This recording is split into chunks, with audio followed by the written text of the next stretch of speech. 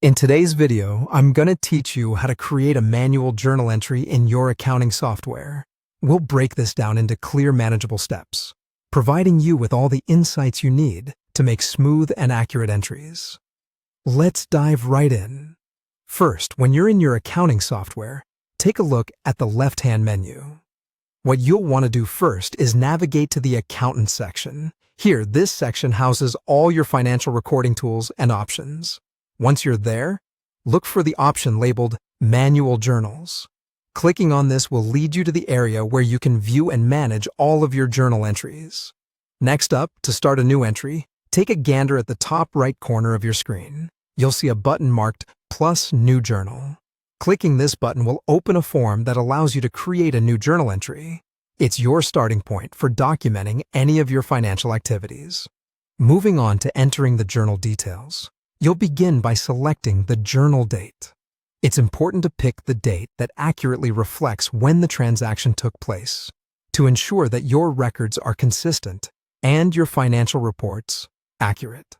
The journal/field might be auto-populated. This is often the case in many systems to help keep track of your entries. However, if your system allows, you might have the option to set it manually, offering you additional control. In the Notes section, insert any pertinent details or a brief description that provides context for the transaction. This can be incredibly helpful for future reference. When it comes to currency, if your transaction takes place in a currency different from your base currency, make sure to select the correct one.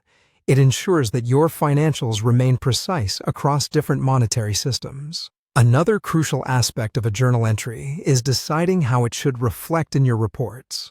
You have choices here.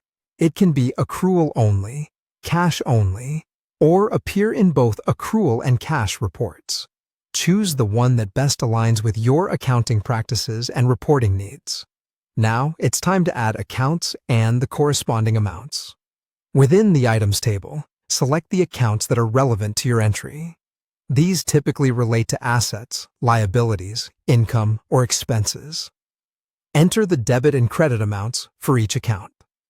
A quick tip. Remember that for your entry to be valid, the total debits must equal the total credits. Additionally, if useful, you can associate a contact or attach supporting files to your entry. Both can be helpful for additional context or documentation when needed.